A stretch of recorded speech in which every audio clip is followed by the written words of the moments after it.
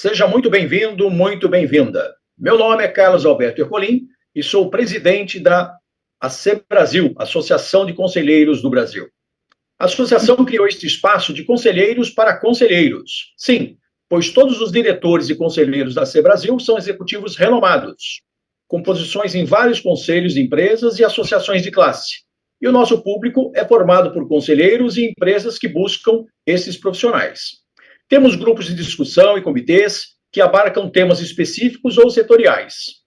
Promovemos também educação continuada por meio de lives e webinars como este, além de uma newsletter semanal e artigos assinados por nossos associados e autores consagrados. A você que nos assiste e se interessou em se associar, eu te convido a se juntar aos nossos mais de 1.100 seguidores ou clicando no QR Code ao final deste webinar. Agora sim, vamos dar início ao webinar intitulado Verticalização versus Terceirização, Estratégias para Pequenas e Médias Empresas. Para brilhantar este evento, nós trouxemos dois convidados especiais, o Daniel Pontieri e o Paulo Emílio Chaves, ambos com muita experiência em compras e logística. Agora eu passo a palavra a Cláudia Leite Ferreira, conselheira da AC Brasil, que vai moderar este webinar. A você que nos assiste, boa noite e um ótimo webinar. Cláudia, a palavra é sua. Obrigada, Ercolim. Boa noite a todos, boa noite, Daniel e Paulo. Desde já agradecendo também a presença de vocês por terem aceitado esse convite. E boa noite a quem está nos prestigiando, a ACB, com mais esse webinar, né, para a nossa associação.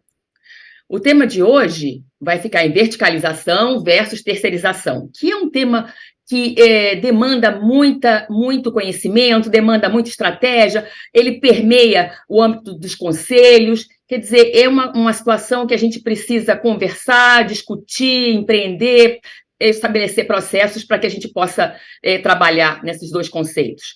A nossa conversa de hoje vai ser um pouco mais conceitual, né? A gente não vai ficar entrando em alguns assuntos, porque é muito extenso e muito complexo a questão da verticalização e a terceirização. Então, mais uma vez, meu nome é Cláudia Leite, né? Eu sou sócia fundadora da ACB, conselheira egressa FGV e também sou executiva. O Paulo e Daniel, como o Ercolim apresentou, são executivos já de muita experiência na área de supply, logística, internacionalização, verticalização, e também eles fazem parte de conselhos, que Paulo, inclusive, já fez o ano passado, eu sei um pouco da trajetória dos dois, e eu tenho certeza que a gente vai conversar sobre esse tema e vai esclarecer muitas dúvidas de quem está nos assistindo. Como os dois são bons naquilo que fazem, eu vou começar vou entender, fazer por ordem alfabética. Daniel primeiro, depois o Paulo, e a gente vai conversando aí sobre o assunto. Daniel, a gente escuta muito a questão, a gente precisa verticalizar, a gente precisa terceirizar, e muitas vezes as pessoas não entendem direito esses conceitos. Você poderia falar um pouquinho para a gente essa diferença? Claro, Cláudia. Primeiro, boa noite a todos, um prazer participar aqui desse webinar. É sempre bom compartilhar conhecimento e ter pessoas aí tão conhecedoras do assunto, né? Então, basicamente, a minha experiência ela está muito voltada para o que é o segmento farmacêutico, e o que eu poderia compartilhar com vocês é que existem épocas que a centralização, né, a internalização é um fator de decisão por conta de todo o contexto ao que a companhia quer levar à frente em termos de inovação, em termos de rentabilidade, né, mais receita para a companhia. Ao passo que a gente vive num momento muito essa questão, o que se pode internalizar, porque há 10 anos atrás a terceirização era algo que levava muitas empresas a apresentar um foco maior para o que é o core da companhia, no caso do farmacêutico, produzir os medicamentos, e atividades voltadas para limpeza, jardinagem, algo associado, por exemplo, a alguma contratação em TI, isso tinha uma maior facilidade e disponibilidade no mercado para tanto. Porém, com a evolução do que a gente vislumbra em termos de inovação, houve uma dependência muito grande de mercados asiáticos. Então, a maioria das farmacêuticas nacionais tem essa dependência para trazer insumos farmacêuticos, sejam eles ativos ou incipientes, e o movimento de 5 anos para cá é exatamente o reverso, de internalizar, onde ali você tem um pouco mais de controle do seu processo, você entende que a sua dependência ela vai reduzindo na medida que a sua tecnologia fabril predispõe de equipamentos que antigamente você comprava um insumo pronto e fazia de forma interna. A sua margem de lucro ela melhora, você tem a sua propriedade intelectual preservada, nas suas mãos, preservada, exatamente, e isso faz com que todo o teu controle de processo ele seja nas suas mãos, né, estejam nas suas mãos. Então essa é uma diferença que depende um pouco do momento, da característica da empresa, do porte dela, qual é o mercado que vai ser, que se atua, né, o tipo de portfólio de produto que se endereça, para que o board da companhia ou a nível de conselho seja feita essas recomendações. Então, assim, não existe um pró nem um contra, o que é melhor, o que é pior, depende um pouco do momento da companhia, entendendo aquilo que é o core dela, atrelado ao que é o seu processo de inovação e de aumento de capital, de maior rentabilidade, maior receita da companhia. Isso é um panorama, diria para você, bem geral do que eu entenderia e recomendaria aí ao assunto, né, de internalização e terceirização. Então, só fechando essa fala do Daniel, para quem está nos assistindo, a terceirização é quando você entende que você pode contratar, delegar algumas atividades que você não precisa focar, não precisa trabalhar, não precisa se preocupar muito com isso, porque não é a sua propriedade intelectual, não é a sua inteligência, não é a sua fórmula, é essa situação. E a verticalização é quando você entende que você quer fazer tudo, ou então alguns dos processos, você, empresa, fábrica, o que for, você quer fazer, você não quer delegar, você não quer terceirizar, você não quer contratar. Isso demanda situações de redução de custo, rentabilidade, informação, tudo isso que o Daniel explicou agora nesse momento.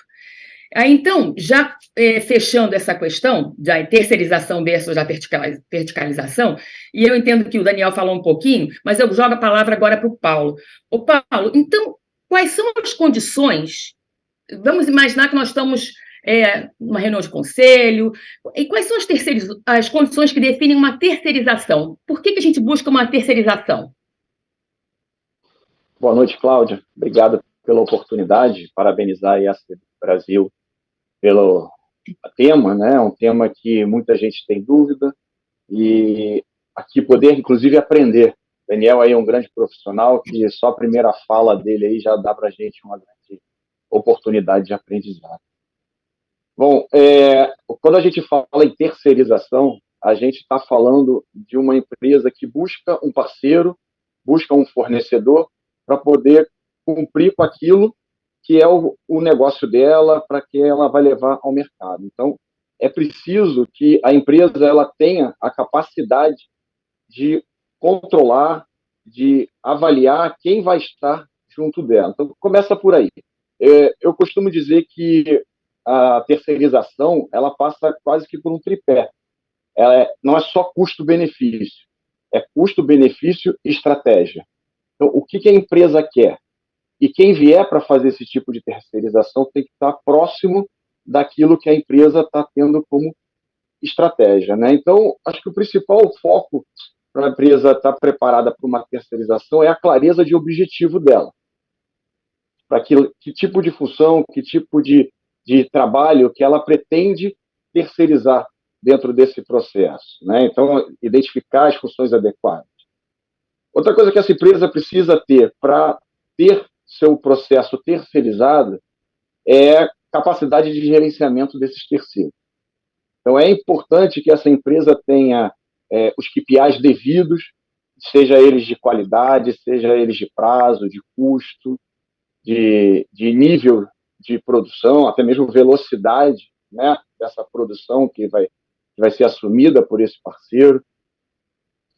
Flexibilidade contratual, isso é muito importante. A empresa precisa estar preparada para, dentro dos seus contratos, movimentar uma maior terceirização, uma menor terceirização, porque a terceirização traz esse benefício, né? Você poder flexibilizar a sua produção, a sua capacidade de atendimento de serviço, para que a empresa se adeque e atenda ao mercado conforme a demanda oscile dentro das suas sazonalidades.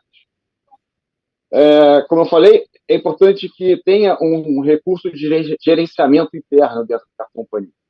Ela precisa estar disponível para estar sempre ligada a esse fornecedor, a essa empresa que está terceirizando o seu serviço, e que essa empresa que está terceirizando o seu serviço esteja muito alinhada com o propósito da empresa que está contratando. Então, quando ela faz esse processo, ela cria um processo de confiança junto à empresa contratada. Eu acho que é nessa linha. Aí eu vou colaborar com uma questão que o Paulo falou agora sobre a terceirização e a gente vai falar verticalização. Por que uma empresa resolve verticalizar um processo ou um equipamento, ou o que for? Hoje, a gente, quer dizer, desde a pandemia até os tempos atuais, a gente tem enfrentado muitas situações de ruptura e desabastecimento. Então, é quase que uma globalização ao contrário que a gente está sentindo agora, né? A gente está trazendo para dentro da empresa, né, as questões estratégicas que, no passado, você contava com alguns parceiros no mundo, ao redor do mundo, e agora você quer colocar o processo dentro da sua empresa. Então, você verticaliza alguma coisa que você entende que é muito estratégico para que você não fique mais dependendo de mercados que hoje nós temos guerra na Ucrânia, agora Israel, então tudo isso afeta todo o abastecimento, a produção, a lucratividade, a vida das empresas, né? Então ele procura, em algumas situações, verticalizar para que não corra mais esse risco nesses momentos difíceis que a gente atravessa aí ao longo da vida das empresas. Mas, Claudinha, deixa eu te interromper aqui para quebrar um protocolo. Tá. Você olha a capacidade de fabricação do segmento farmacêutico é extremamente regulado. Qual era a principal estratégia que eu percebi, principalmente das multinacionais? Você pega o modelo de operação de uma Novartis, mais de 80% é fabricação externa, são terceiros, são os famosos CMOs. Por quê? Qual é a finalidade? No segmento farmacêutico, existe um dinamismo onde eu posso avaliar, mediante uma regulação, parceiros que produzam o produto da farmacêutica numa melhor localidade. Então, essa questão da globalização é interessante, porque isso desmistifica um pouco todo o plano diretor e estratégia da companhia. Sim. No segmento farmacêutico, igual, por exemplo, na bebida Coca-Cola, o segredo é o xarope. O segredo, Sim. no caso farmacêutico, são os insumos farmacêuticos ativos, o famoso IFA ou IPI. Isso é o fermento do bolo. Ninguém compartilha com ninguém. Porém, o bolo, a receita, isso qualquer lugar do mundo você consegue utilizar empresas terceiras que façam o produto. Por outro lado, quando você vai para um segmento de tecnologia, ou, vamos dizer, o momento vivido pela Tesla, uma altíssima dependência da China, altíssima. Sim. E o que eles estão fazendo agora? Estão trazendo algumas das produções que anteriormente não tinha um valor agregado, porque é o negócio da companhia, pode ser aquela curva C, mas que tem uma grande influência na fabricação do produto. Então, o Sim. que você comentou de falta de produto, muitas das vezes você precisa reduzir essa dependência. É diferente do modelo que eu comentei com você da produção inteira. Você transfere um Sim. full manufacturing para um determinado parceiro, esse parceiro vai produzir em seu nome. Então, isso depende bastante, é um movimento de mercado que é cíclico, tem uma tendência, principalmente nas multinacionais, de fazer a transformação dos seus produtos em parceiros, mas você vai para um segmento automobilístico que está reduzindo a questão, estão revisando um planejamento de abastecimento para reduzir esse risco. Exatamente, Daniel. As empresas estão fazendo esses estudos para que os negócios, né, se perpetuem e a gente consiga ultrapassar essas barreiras que agora cada vez mais estão mais fortes, né? Então, quando a gente fala da terceirização, que em algumas situações é até o core business ou não, tem situações que faz a quarteirização. Aí eu vou usar uma palavra que meu amigo Ercolim usa muito. Eu vou dizer assim, vou fazer uma provocação aqui. Vocês acham que quando a gente tem uma terceirização com uma quarteirização, a gente perde o controle do processo? A gente não consegue mais acompanhar ou ocorrer variações do processo sem o nosso controle? Acho que o Paulo apontou muito bem isso. Desculpa, Paulo.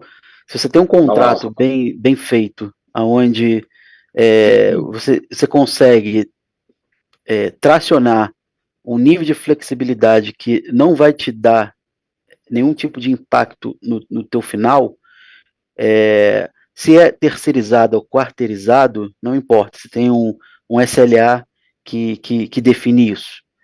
Por outro lado, quando você quarteiriza, você aumenta o seu risco por algum erro de processo. Sim, né? Então, se você não tem um SLA bem feito, um contrato bem estruturado, aí eu vejo o risco do processo de quarteirização para o negócio da companhia. Prejudicar toda a companhia.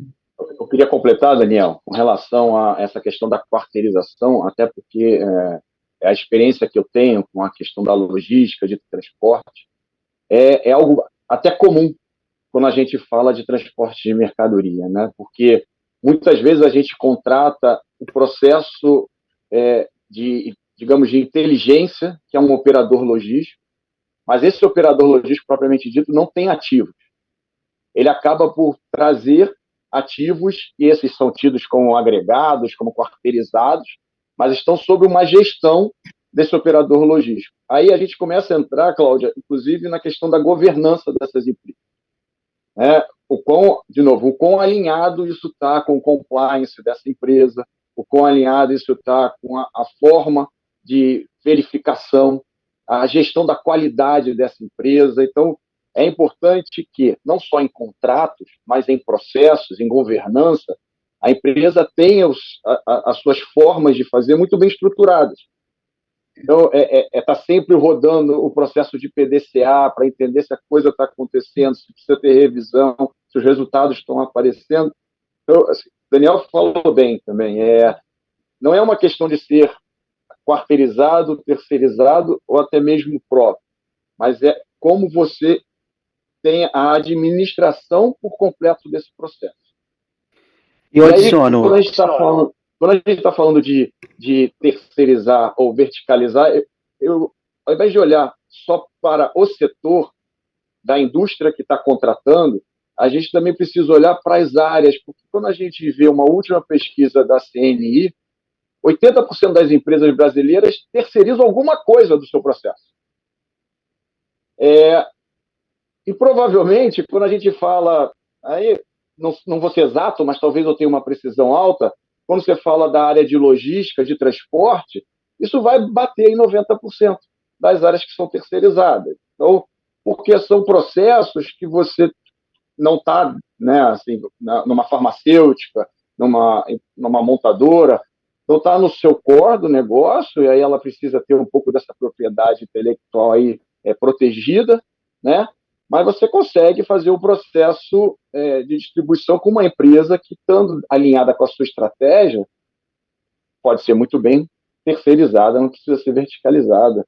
A gente tem um exemplo muito claro, é um case que a gente estudou, né, em alguns MBAs, que é a da distribuição de 2 grandes jornais de circulação enorme no país, que se juntaram para fazer a logística terceirizada, e eles disputavam não pela entrega do jornal, mas a disputa ali era pelo conteúdo que eles estavam entregando, pela experiência, pela vivência, e esse processo de terceirização foi conjunto.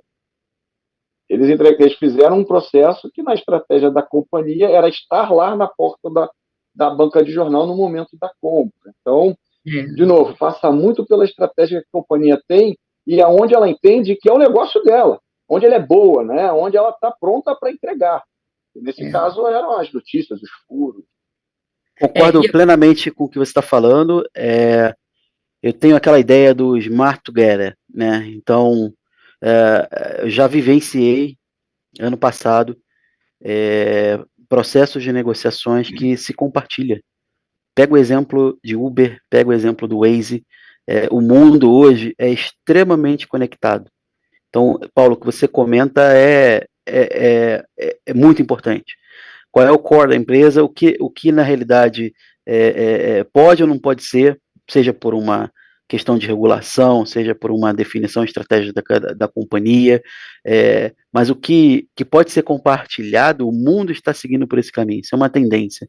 Né? Então, eu sei de um case interessante nos Estados Unidos, de 2 companhias aéreas das mais importantes, que entraram num processo de negociação eletrônica em conjunto.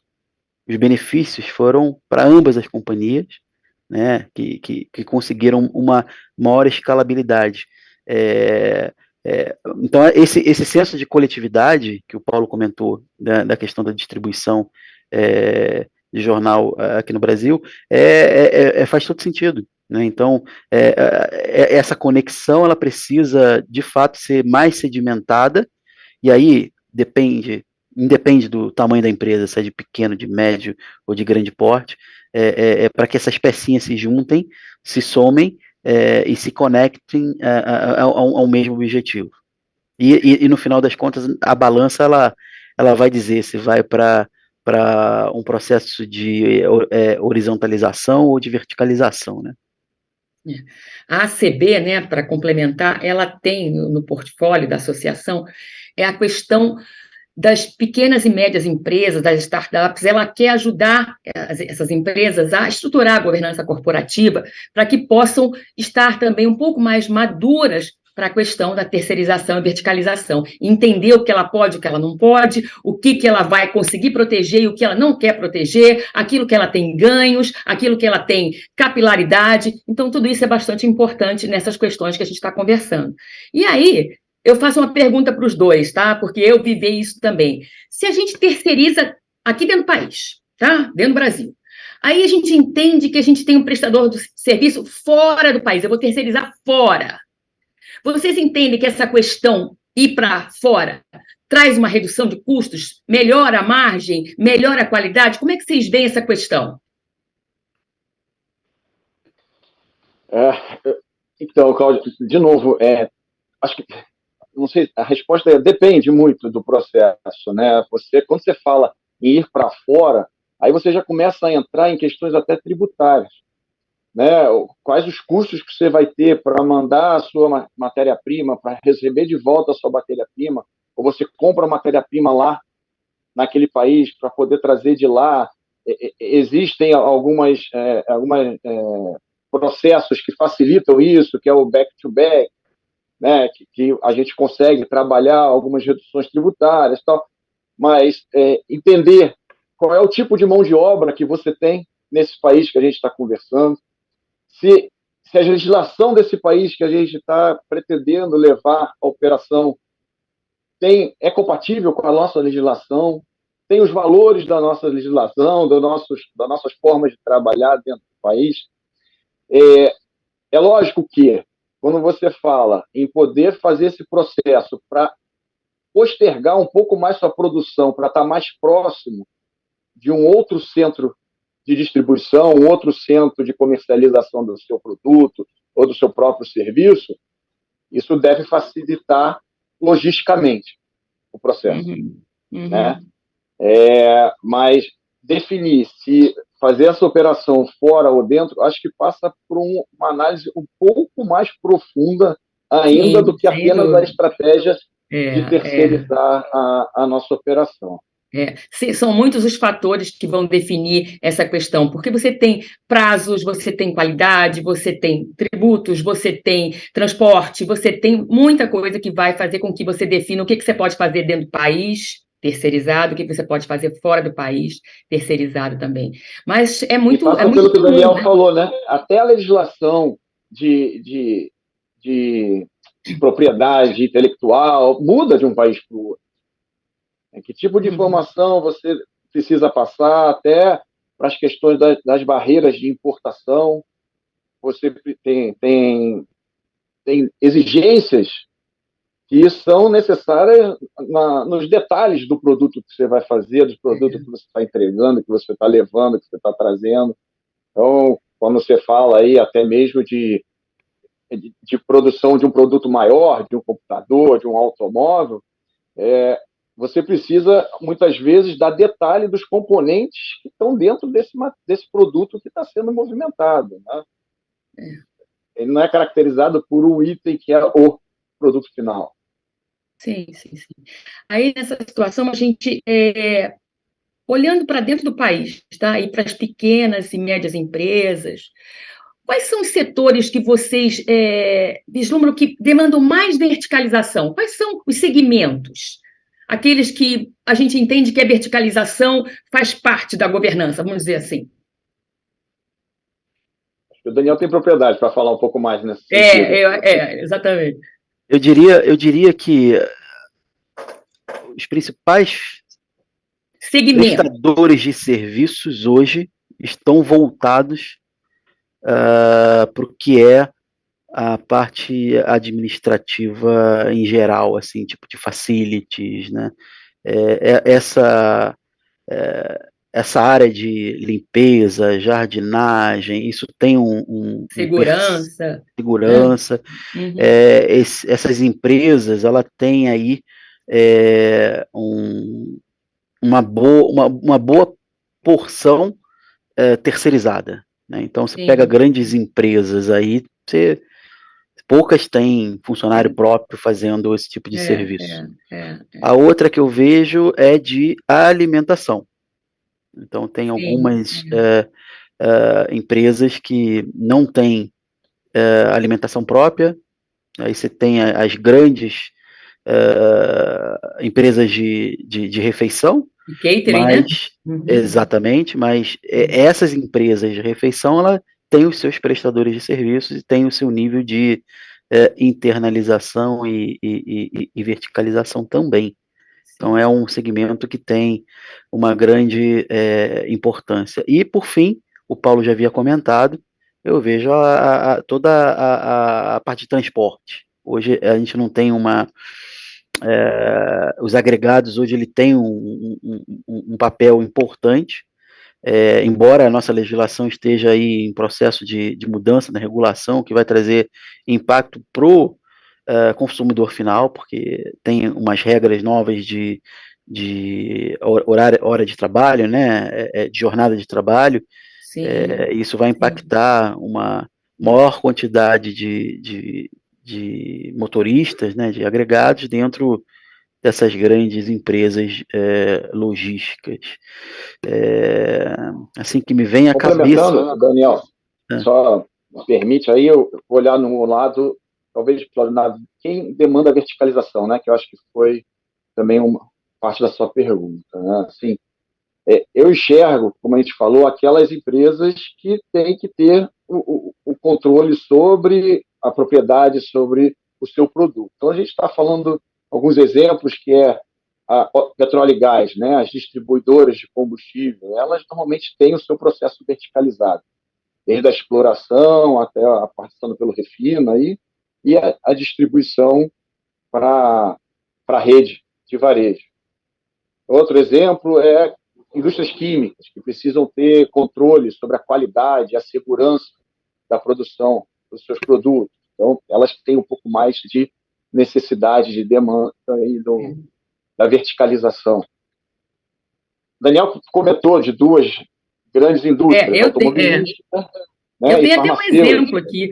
Você vê, o fabricante de lápis, né? Desculpa aí já te interrompendo aí, Paulo, mas o fabricante de lápis, ele resolveu agora ter as florestas para produzir, né? Então, é uma questão realmente de estratégia que permeia a área de conselho, que a gente precisa estar entendendo o que vai perpetuar e dar longevidade às empresas com essas questões. Mas isso eu acho que tem benefícios, né? Então, por exemplo, você tem os convertedores de papel, que tem que fazer todo o reflorestamento, porque eles vão ter o benefício YZ. As empresas automobilísticas estão mudando aí, se preocupando mais com a questão de ESG, né? De poluição. Então, isso depende também do benefício, não só a parte econômica, mas também tem um lado social que está sendo importante para o nosso dia a dia, né, para o nosso meio ambiente. E essas questões de ESG também são muito importantes, né? E aí a gente vê o ambiente, o social, ligados a essas questões de como terceirizar, o que verticalizar, para que possa ter até mais, não é como a gente fala, só fazer para mostrar, não, é efetivamente contabilizar todos esses processos diante de uma terceirização, né? Exato. E a gente tem questões até, meio que um paradigma, né? Acho que muitas empresas não terceirizam a gestão dos seus estoques, né? Elas mantêm isso dentro, né, do negócio, acompanhando. O que vocês acham que isso pode acontecer? Que problema pode gerar numa terceirização dos estoques? Da gestão dos estoques, né? Daniel, quer falar? Eu vejo algumas companhias grandes, multinacionais, já fazendo essa gestão de estoque em terceiros. Tem uma empresa muito grande, um freight forward bem grande, bem conhecido, que faz a gestão de todo esse inventário para uma determinada farmacêutica aqui no Brasil. Não é muito comum, Cláudia, porque estoque é ativo, estoque é o dinheiro da companhia, seja ele o insumo, seja ele o semi-acabado, já o produto acabado. Tem toda uma estratégia de produção, né, dentro da própria, do end-to-end dentro da companhia,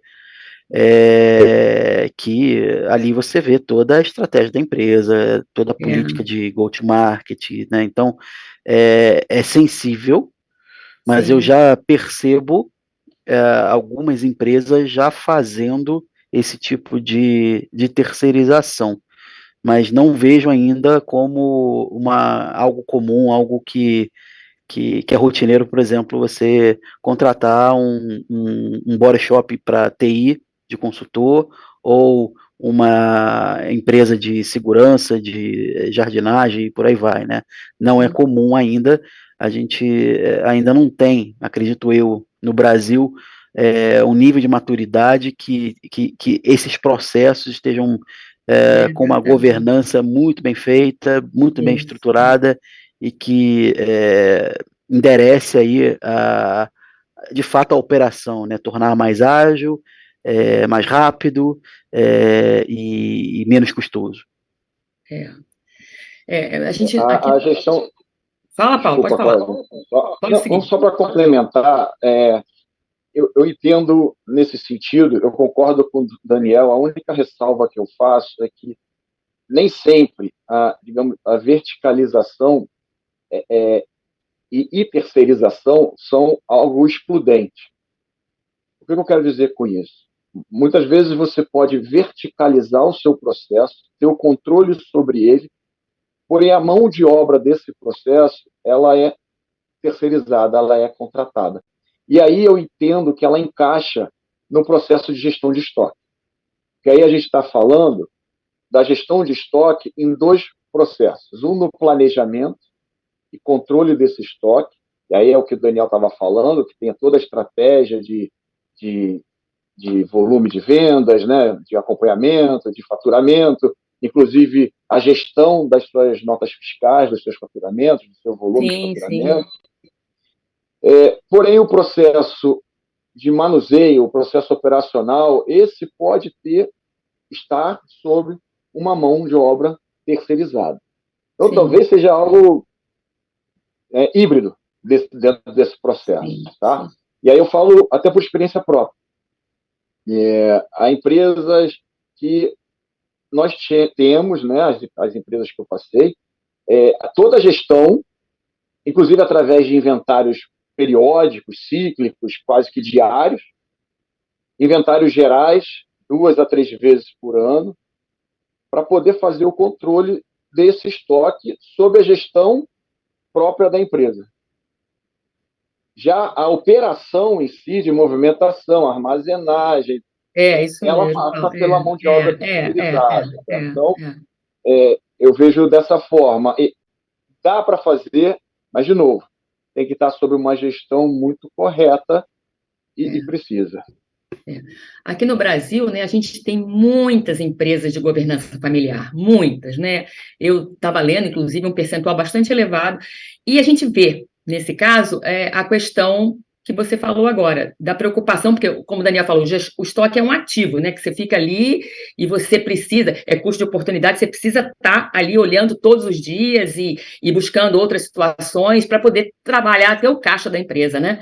Então, essa solução que o Paulo deu pode ser, né? A gente não faz a gestão dos estoques, mas faz a gestão da mão de obra que está ali dentro, né? Movimentando, transportando, separando, que já dá aí uma questão de uma redução aí de custos, né? Que nem um estudo bem feito. E aí a gente agora falou bastante sobre essas questões de terceirização, verticalização, que a gente também fala make or buy, né? Ou você faz ou você compra, né? O que é melhor hoje, né? Então, a gente está discutindo essas questões todas que nós falamos no início do webinar. As questões das guerras, as questões de pandemias, as questões até as questões dos fretes, né, internacionais, que agora a gente passou uma crise grande, que a gente não tem como alimentar a empresa, né, com relação com seus insumos. E aí traz aí agora para um novo momento de verticalizar algumas coisas importantes, alguns itens importantes, até mesmo de fabricação de insumos. Mas só que isso demanda capital, isso demanda tecnologia, isso demanda toda uma outra situação que a empresa precisa trabalhar e entender que é estratégico para ela nesse momento. E aí agora a minha pergunta para os dois também, porque vocês conhecem muito, né? O que uma terceirização pode interferir na governança corporativa? Que ponto a gente pode entender que ela pode ajudar ou pode atrapalhar? Eu acho que a gente já passou bastante por essa conversa dentro dessa questão da governança, né, Cláudia? E aí é mais, talvez, um aconselhamento do que uma resposta à sua pergunta. Na hora de decidir por uma terceirização, é muito importante que haja uma análise, um planejamento, antes de que esse processo seja colocado em marcha, digamos assim. É importante que a empresa saiba quem ela está contratando. É importante que ela entenda que essa empresa que ela está contratando é idônea, compartilha dos seus valores, compartilha do seu compliance, compartilha da sua gestão de qualidade, tem condição de junto com a empresa, criar seus procedimentos, formalizar seus procedimentos. E aí a gente não está falando de burocratizar, a gente está falando de ter procedimentos para serem seguidos, acompanhados, controlados, revisados o tempo todo, né? Eu gosto muito de um autor, que é o Jim Collins, que fez aquele livro Empresas Feitas para Vencer, né? E ele fala, na dúvida, não contrate. Então, assim, você tem que ter certeza para qual caminho você está indo. Você tem que ter certeza de que essa empresa está junto na estratégia. Por isso que eu digo assim, não é uma resposta profunda à sua pergunta, mas é sim um aconselhamento de que como a gente precisa olhar para o mercado. E aproveite este processo para trazer empresas que possam criar e agregar valor aos seus processos, aos seus produtos. Então, porque as empresas, provavelmente, você não será o primeiro, né, cliente dessa empresa, e elas podem trazer experiências de mercado. Sim. Empresas que estão aí prestando esses serviços, aí vale muito pela minha experiência, o Daniel estava falando da logística, do processo de transporte, processo de operadores logísticos, eles podem agregar, principalmente aos pequenos e médios negócios, muito valor de experiências em grandes outras empresas para poder alavancar o seu negócio, o seu processo. Vocês sabem que, com relação aos transportes, que você falou agora, Paulo, essa questão da terceirização, ela pode trazer muitas informações importantes para dentro da empresa na questão do transporte. Porque quando o transportador chega lá no seu cliente, você o contratou, então você tem aquela gestão, né, com KPIs, o que for. Mas eles trazem informações muito importantes para que você consiga reter, fidelizar e atender a demanda de seus clientes por meio dessa terceirização. Isso é um ponto importante. Quando você terceiriza, você consegue algumas informações que você poderia não conseguir numa especialização não muito consistente, e também você agrega o know-how do seu fornecedor. Porque quando você terceiriza, né, você acaba trazendo para o seu produto tudo aquilo que ele já sabe fazer e que você ainda não pegou, e aí consegue aprimorar toda essa questão do atendimento. Não é isso? Exatamente. Essa linha. Então, e isso tem cases, por exemplo, como você está comentando, as famosas auditorias, quando vai sim, fazer todas essas validações de SLA, quando tem uma não conformidade, essa empresa, por exemplo, que é terceirizada, né, ela sim, precisa entender que é um processo de evolução, que são níveis, exigências que a vão tornar diferentes dos principais concorrentes, porque na realidade o mundo hoje, se você fizer só o feijão com arroz, você não vai a lugar nenhum. Então você tem que buscar sempre um diferencial, e o que o Paulo comentou e você vem comentando faz parte dessa cereja do bolo. É uma questão bastante importante, né, para que a gente possa entender como as empresas devem... Mas isso é importante porque dentro, como aconselhamento do planejamento financeiro, tem que estar disponível um determinado valor para investimento para essas melhorias que, porventura, sejam apontadas. E isso é cíclico, né? Tem que ser sempre de uma forma bem contínua. As questões de CAPEX, tudo isso que a gente precisa tratar, né, dentro da empresa, com relação à tecnologia. Até porque, se você não acompanha a inovação, ou tem a inovação, você cai na obsolescência, e nós temos muitos casos que aconteceram, né? A gente vê Kodak, a gente vê outras questões. A Kodak se firmou numa questão de era uma fábrica de filmes, quando deveria ser uma fábrica de imagens, né? Uma empresa de imagem, e aí ela acabou se perdendo ao longo aí desse processo. E é o que eu falo, eu participei de alguns fóruns de compras, e eu sempre monto essa expressão. Atualmente, seja ela a empresa, a entidade jurídica, ou a pessoa física, você aprende, você reaprende, você desaprende, está tudo certo.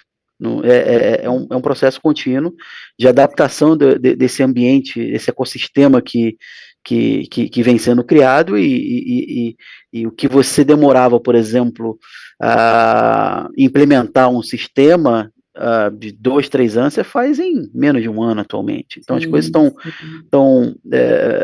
o aprendizado, ele é mais rápido, ele é mais dinâmico, e você tem que estar sempre à frente dessa questão para se diferenciar dos principais concorrentes. E, de fato, isso está diretamente ligado à governança da empresa, né? Esse processo de aprendizado contínuo, capacitação contínua do seu pessoal, não só para questões técnicas do negócio, mas para a capacidade, aí falando da terceirização, de gestão desses fornecedores. Entender a regulamentação do processo, entender, inclusive, a capacidade de transferir para essas empresas contratadas os seus valores, as suas formas de fazer, os seus processos, os treinamentos. Isso é governança, né? É governança, exatamente. É trazer para a empresa, né, tudo aquilo que você, às vezes, sai de um fundador, às vezes não, mas esses valores precisam estar alinhados com as empresas que a gente terceiriza, né, para que a gente possa ter aí um produto e, como você mesmo falou, assegurar a governança que a empresa determinou para ela, né, que ela entendeu que ela queria. Bom, é isso. Esse é um assunto bastante complexo, como eu falei, isso demanda muitas questões aí que a gente poderia estar conversando mais tempo, mas nesses 45 minutos aí que a gente está nesse webinar, eu acho que a gente já deu aí uma conceitualização, vamos dizer assim, das diferenças, né? Legal. Eu fico disponível a dúvidas, comentários, a conexões, o meu LinkedIn está disponível, e conta comigo aí para o que vocês precisarem. Muito obrigada, Daniel. Igualmente, Cláudia, assim, é uma oportunidade muito rica poder participar, estar com vocês, pessoas que eu conheço há alguns anos, né, Cláudia, Daniel, assim, Ercolim, é um prazer estar aqui com você também, mas poder participar, poder falar um pouco disso, com certeza aprender muito mais com vocês muito prazeroso.